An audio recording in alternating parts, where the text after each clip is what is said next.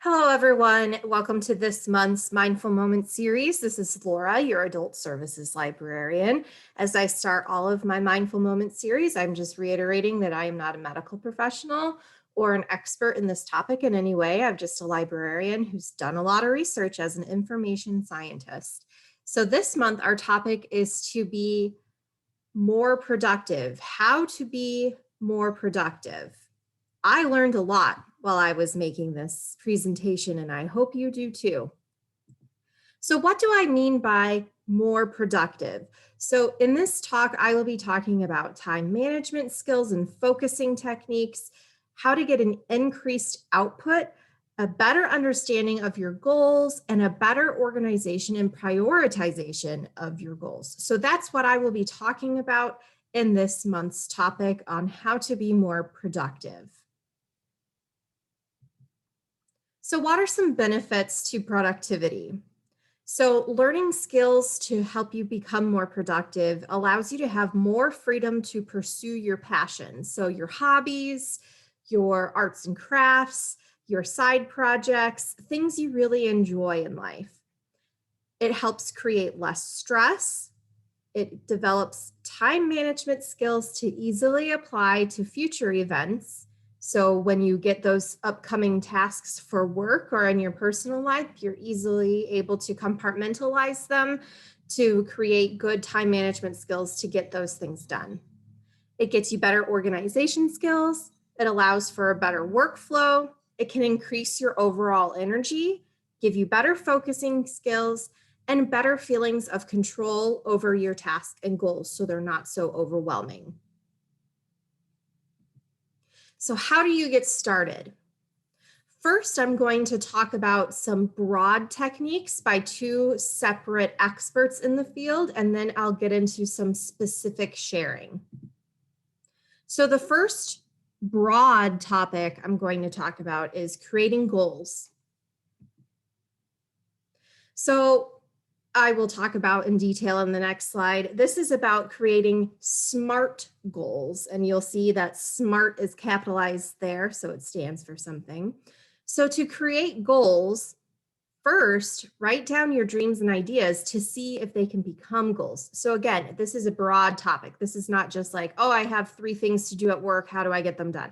This is more in your personal life, thinking broadly. So write down your dreams and ideas and see if they can become goals. So a dream being, I want to go to Italy on a cruise with my family, or I want to write some short stories to try to get them published, things like that. Take time to create SMART goals from that list of dreams and ideas. So, and again, I'll go on to the next slide to describe what SMART goals means. Create strategies to meet your goals. And do not be afraid to change course or abandon goals if they are not working for your current self. So again, don't be afraid to abandon something or pick it up later if your current self has changed. So if you are starting a new job and need to abandon a goal to focus on your new job, or moving into a new house, things like that, life happens. So don't be afraid to pause on your goals or even abandon them forever if they're not going to work for your current self. So set SMART goals. So this is by an expert of productivity named Paul Meyer, and he talks about SMART goals and why it's important to set them. So SMART goals means specific goals. So when you're creating a list of goals, a goal should never be vague. So an example that I can think of is, I want to read more books this year. You need to be more specific than that. You need to have a goal that's more specific than, I want to read more books this year. Instead, say, I want to read 52 books this year. So moving on, measurable, a goal that you can count your progress against. 52 is a number of books to read. So you can break it down easily into, I want to try to read 1 book a week. That's a measurable thing. Attainable, a goal that can be done. Is 52 books per week a logical goal for you? Does that make sense as something that you can get done? If it doesn't, maybe you should say, I want to read 10 books this year instead. Relevant, a goal that logically makes sense for you. Do you already enjoy reading? Then 52 books per year could make sense for you. If you don't enjoy reading, again, choose a lower number. Timely, a goal that follows a timeline or deadline. So therefore, in a year, like we were talking about, 52 books in a year, that is the deadline. So you say, okay, starting April 12th, I'll start on that list. And then by April 12th, 2022, my 52 books will be done. So that's what a SMART goal means.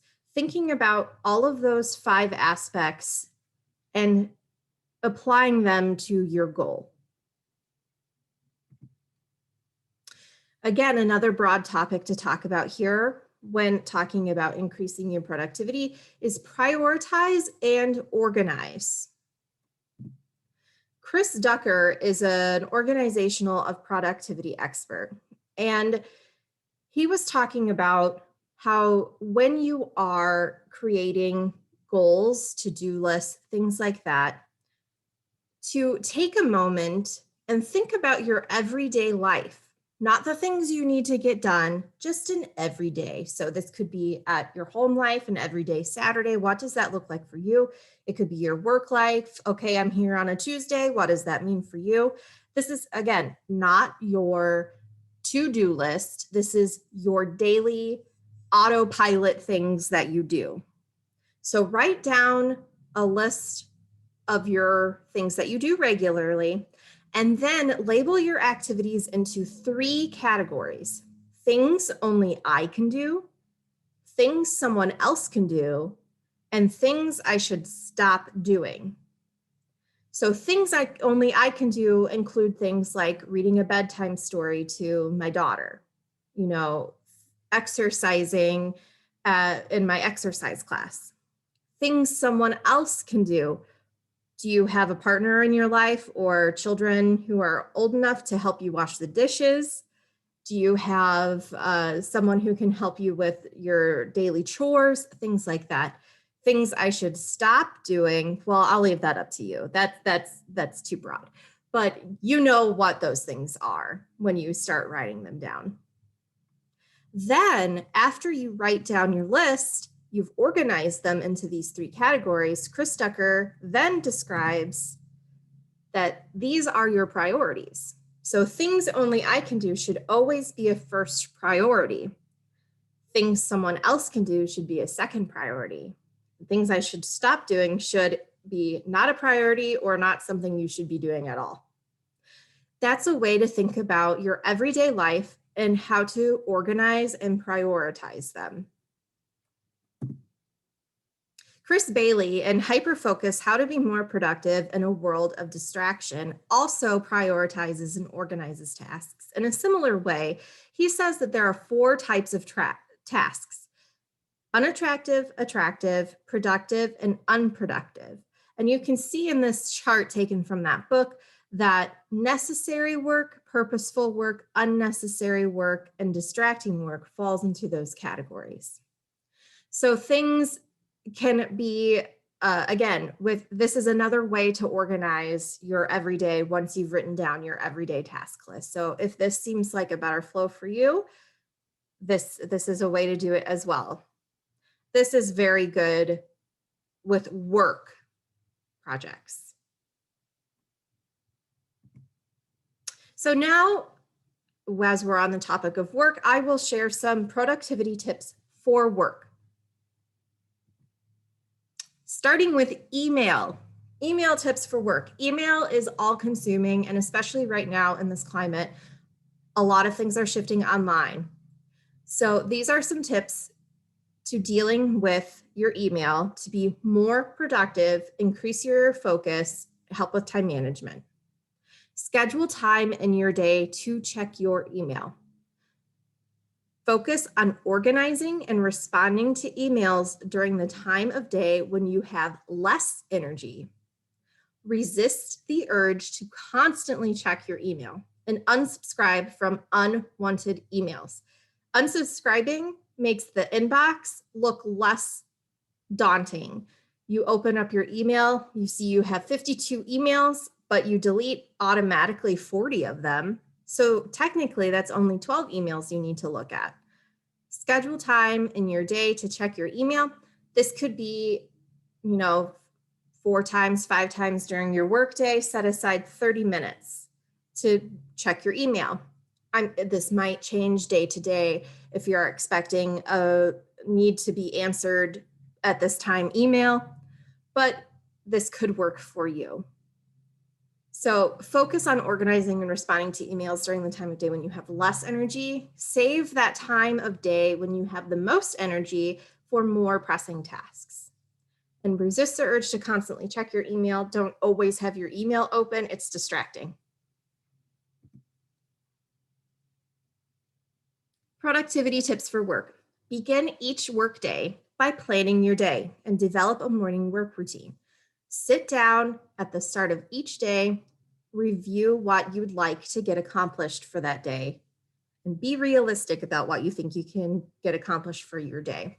If you look at your calendar and you see that you have 2 meetings, one in the morning, one in the afternoon, don't say that you're going to get 50 pages of reports written if that's not practical for you.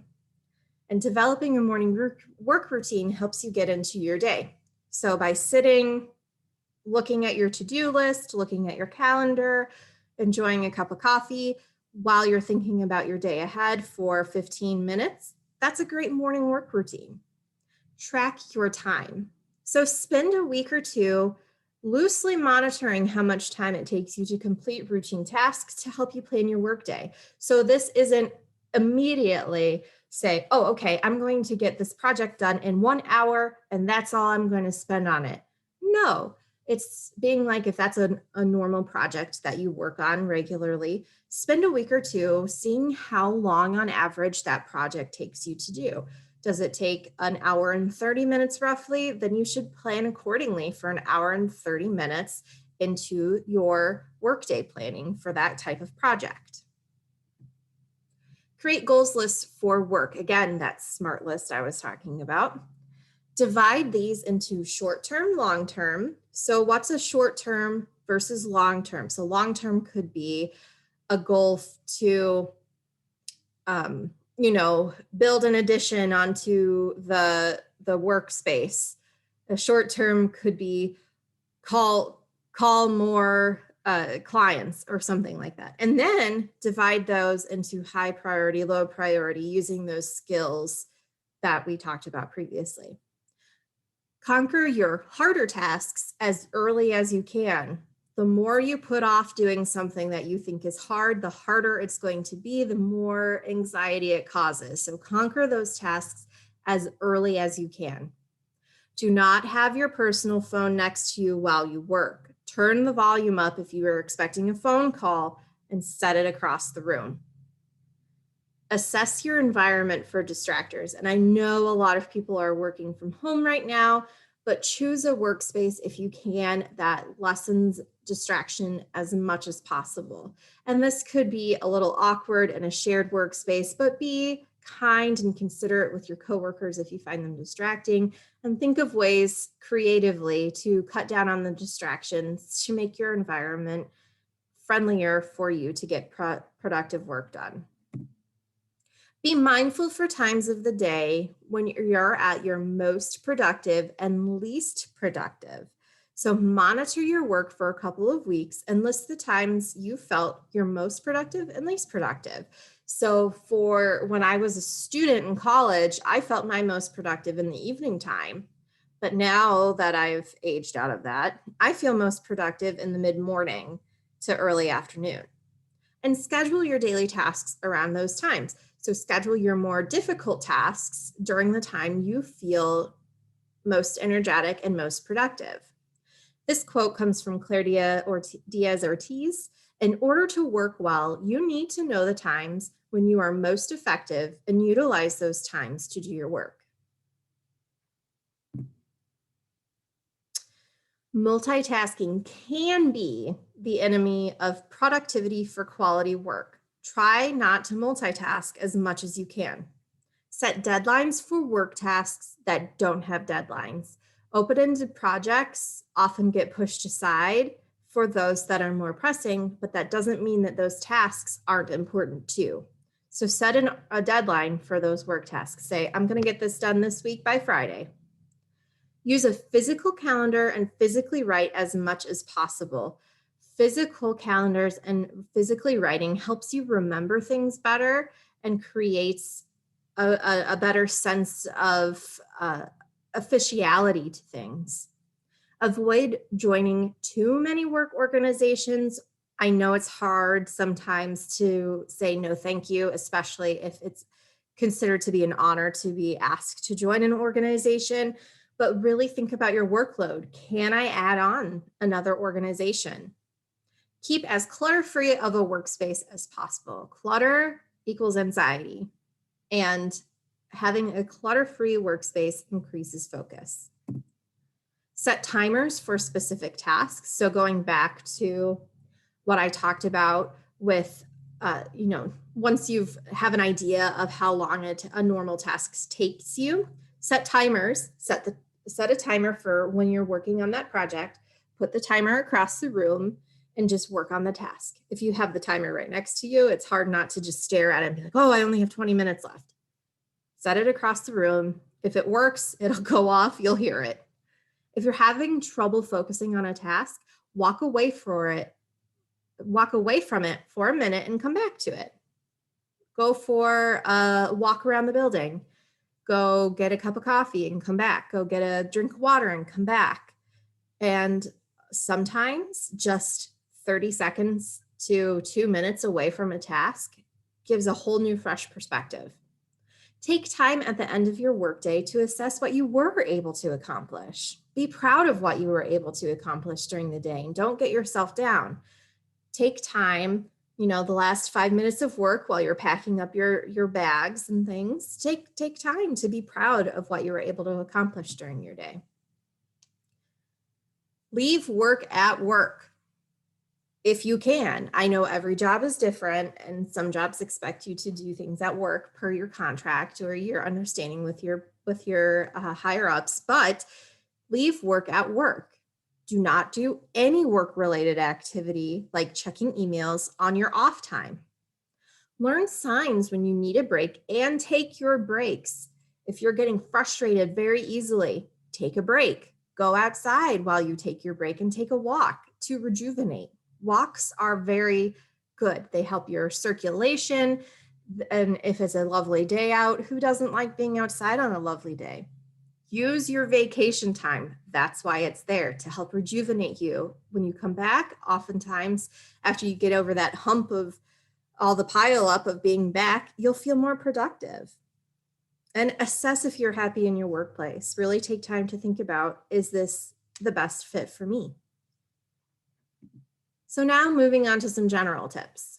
And these are for more broad projects, more personal life than work. Keep in mind that there's a limit to what you can do and how much you can focus on. So don't set your goal list or your list for the day and say, I'm going to get these 12 things done. Listen to your body. If your body is saying, I'm done, I'm tired of focusing, I focused all week at work and I don't want to focus on building this garden bed, that listen to it and know that there is a limit to what you can do. This is so important. Productivity and busyness are two very different things. It's important not to compare the two. Being productive is not having something scheduled every hour of your day. That's busy. Busy and productivity are different. Busyness can zap your energy so easily. Good productivity can increase your energy. I talked about this with work tips, but multitasking can be the enemy of productivity.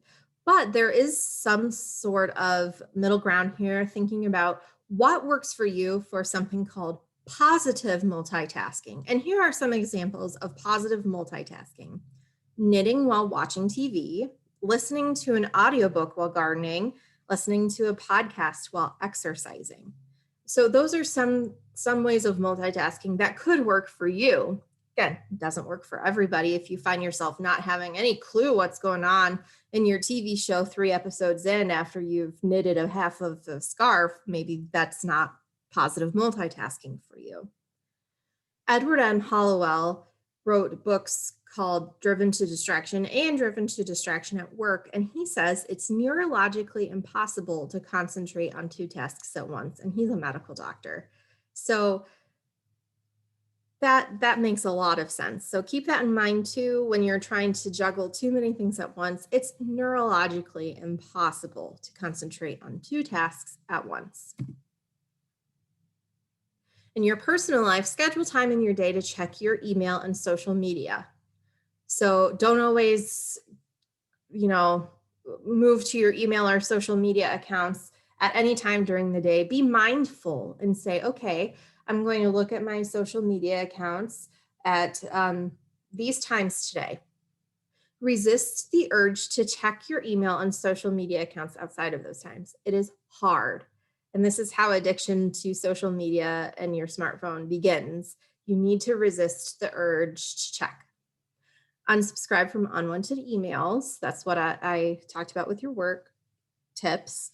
But again, if you're immediately deleting 70 ads from stores that you don't even shop at anymore, why are you getting those? Seeing that number when you log on is so anxiety inducing already. Limit your phone notifications and digitally disconnect. Limit your phone notifications to what really matters to you. Do you need to know that there's a sale at a store that you frequent to get a notification on your phone? Do you need to know that a YouTube channel you subscribe to posted a new video to get a notification on your phone? Think about that a lot. Personally, I've limited my phone notifications to text and phone calls only. And that's the only time my phone makes noise is when I have a text or a phone call coming through. And digitally disconnect. In June, I will be talking more about digital disconnect and digital detox, but this is just a brief introduction here that I'll say to digitally disconnect. Choose a day where you don't look at your phone at all, except for calls and maybe texts if you need that. But just digitally disconnect and see how it makes you feel. Create to-do lists, but only if you're able to organize them and they do not cause you anxiety. I have friends and family who writing a to-do list stresses them out because they see that list written and they think, oh my gosh, that's so much. I have to do all of it right now. They work for some people, they don't work for others. Use mindfulness to learn when you begin to stray from a task and do an assessment as to why. So you're working on let's say a sewing project and your mind starts to wander and you're just not interested in working on it anymore and you want to turn on the TV. Why did that happen? Is it because you reached your limit of time that you feel like you can focus on the task? If you're only able to work on a task for 30 minutes, don't push yourself to work on it more, especially in your personal life. Learn what distracts you environmentally or otherwise. Maybe, say, sorry, pet, but you can't come in this room while I'm doing this task. And that way you're able to focus better. Avoid being too altruistic when it interferes with your top priorities. So avoid being over the top, doing things for others when it's really interfering with your top priorities. Again, doing those things for setting your priorities. Is this something only I can do, or is it something someone else can do? Don't be afraid to ask for help when you need it. Share your goals with others. The more you share your goals with others, the more autonomy you feel for your goals. Eat well, sleep well, exercise, and meditate. Go outside, take walks to rejuvenate your energy. Ask yourself if you are enjoying your personal goals. If you're not enjoying your personal goals, why are you doing them? Continually remind yourself of your goals. Put little reminders, write them down in your calendar. Assess how you're doing with them and reflect on your day. At the end of your day, think about all the things you accomplished that day. Learn that it's okay to leave a task unfinished. Learn that it's okay to abandon a goal, and don't be afraid to say no. This quote comes from Lisa Turkeist. Whenever you say yes to something, there is less of you for someone else. Make sure your yes is worth the less. So don't be afraid to say no if it's interfering with your top priority goals. Here are the recommended resources, the books and websites I looked at throughout my research for this presentation. Books by Chris Bailey, Claire Diaz-Ortiz, Edward M. Holloway, Paula Rizzo, Harold L. Taylor, Dirk Zeller, and mindfulness.com. I hope you enjoyed this presentation on tips and tricks on how to be more productive. I will see you soon. Take care, everyone.